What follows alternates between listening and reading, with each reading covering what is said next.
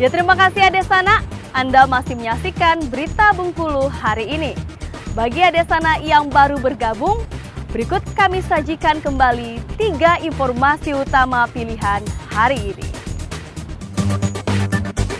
Terlibat kecelakaan lalu lintas di Jalan Raden Patah, seorang pemuda warga Kandang Mas tewas di tempat.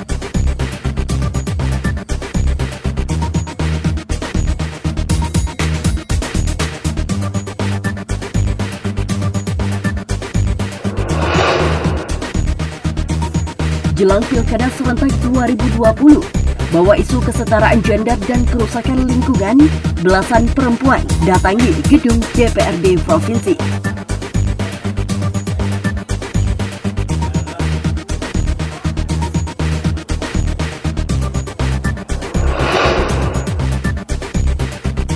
Meriahkan HUT ke-75 RI, komunitas kopi Bengkulu gelar pelatihan barista gratis.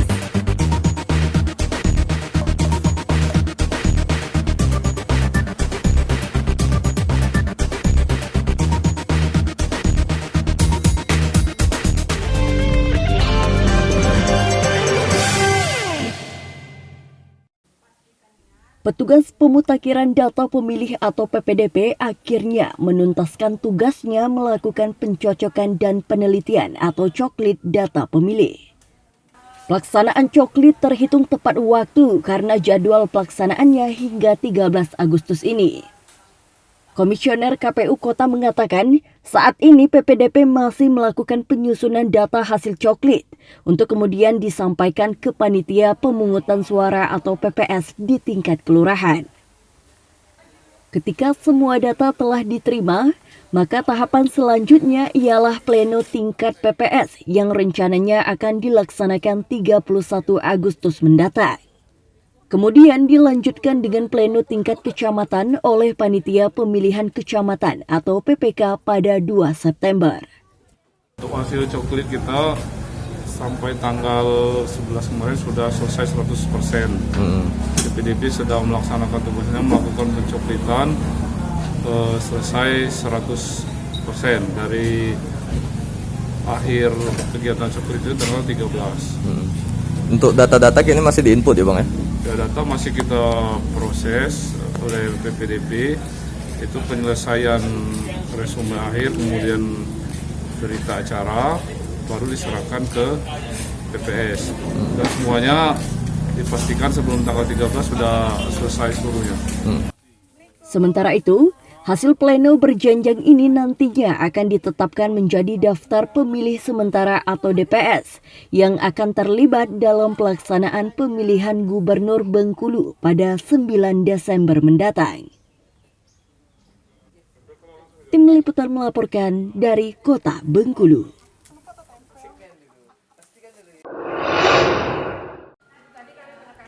Koalisi Perempuan Jaringan Perempuan Pejuang Keadilan Gender dan Ekologis Kamis siang mendatangi DPRD Provinsi Bengkulu untuk menyuarakan beberapa aspirasi terkait kesetaraan gender dan isu kerusakan lingkungan. Di antaranya agar calon pemimpin yang ikut dalam pemilihan kepala daerah di Bengkulu memiliki wawasan dan perhatian serius terhadap isu keadilan gender dan ekologis. Dari pengalaman perempuan di daerah, sampai saat ini sikap dan respon pemerintah terhadap keadilan gender dan lingkungan masih belum terwujud. Beberapa kebijakan yang digulirkan cenderung tidak memperdulikan aspirasi perempuan dan kepentingan lingkungan. Contohnya, pembukaan lahan untuk pertambangan dan alih fungsi hutan yang menimbulkan kerusakan lingkungan di beberapa wilayah. Saat pemerintah tidak punya kebijakan atas lingkungan hidup, maka kita itu tentu akan merasa tidak punya keadilan. Karena kenapa? Sebenarnya perempuan itu punya hak yang sama atas lingkungan hidup yang layak, kemudian punya hak yang sama juga untuk menikmati apa yang ada di dalam lingkungan hidup itu. Adapun tuntutan yang disampaikan di antaranya agar DPRD memantau setiap aktivitas dan kebijakan pemerintah agar dapat lebih berwawasan keadilan ekologis dan gender. Dan setiap calon kepala daerah memiliki kepedulian dan perhatian serius terhadap isu keadilan gender dan ekologis. Namun sayang, tidak ada anggota DPRD Provinsi Bengkulu yang ditemui karena anggota DPRD masih dalam masa reses dan aspirasi koalisi perempuan ini diterima oleh Sekretaris Dewan yang berjanji melanjutkan aspirasi mereka ke DPRD untuk dibahas lebih lanjut. Tim Liputan melaporkan dari Kota Bengkulu. Tolak masuk wilayah Bengkulu Selatan, perwakilan Kades 7 desa di 2 kecamatan Kabupaten Seluma temui Gubernur Rohidin Mersya.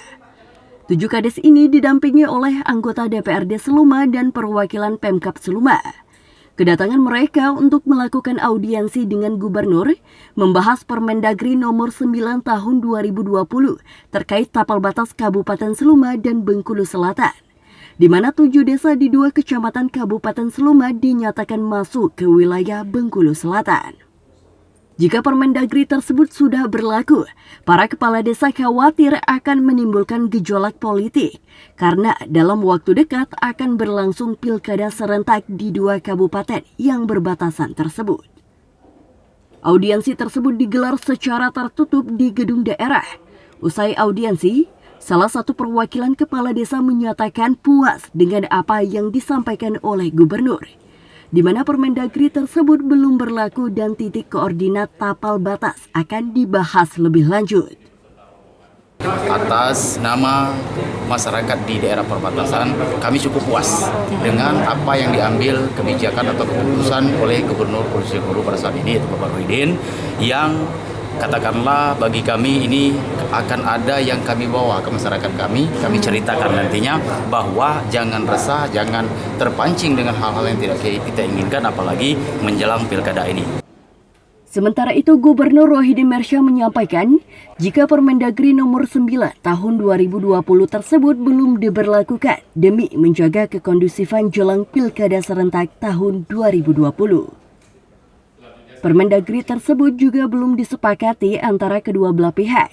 Untuk menyelesaikan persoalan tapal batas ini, akan dibentuk tim khusus diketuai oleh perwakilan dari jajaran Pemprov, Pemkab Seluma, dan Bengkulu Selatan. Jadi Permendagri itu belum diberlakukan terkait dengan pilkada serentak 9 Desember yang akan datang. Agar penyelenggaraan pilkada serentak itu tetap kondusif, jadi sekali lagi Permendagri itu belum diberlakukan apalagi untuk disepakati dengan kedua belah pihak. Kemudian yang kedua, dari Permendagri itu kita akan bentuk tim khusus ya diketuai oleh jajaran Pemprov, Seluma dan Kabupaten Bengkulu Selatan untuk turun bersama-sama memastikan sesuai dengan Permendagri itu titik koordinat di lapangan itu seperti apa. Gubernur berharap kedua belah pihak menyikapi Permendagri ini dengan bijak, dengan rasa kebersamaan dan kekeluargaan, dan diharapkan pilkada tetap kondusif dan keputusan Permendagri ini nantinya dapat disepakati dan diterima oleh kedua belah pihak. Tim Liputan melaporkan dari Kota Bengkulu. Kepolisian Resort Seluma dalam tahun ini telah menerima sedikitnya 12 laporan dugaan penyelewengan anggaran dana desa dari masyarakat. Berdasarkan laporan tersebut, baru 1 desa yang sudah diproses dan dilakukan penindakan, yakni Desa Kayu Elang, Kecamatan Semidang Alas. Sementara untuk laporan lainnya masih dikembalikan ke pihak inspektorat agar bisa dilakukan audit sebelum diproses secara hukum. Kasat Reskrim Polres Seluma menyebut dari 12 aduan masyarakat yang mereka terima, di antaranya Desa Nanti Agung, Desa Pagar Gasing, dan Desa Tebat Sibun. Seluma bahwa saat ini memang banyak kita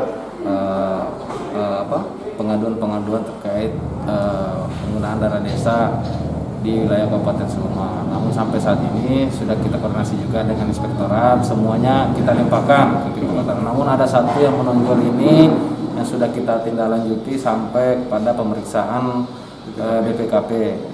Sampai saat ini masih menunggu hasil dari BPKP itu untuk Desa Kayu Elang. Kepolisian Resort Seluma meminta kepada seluruh kepala desa agar tidak bermain-main dalam mengelola dana desa dan bekerjalah sesuai aturan yang sudah ditetapkan pemerintah. Tim Liputan melaporkan dari Seluma.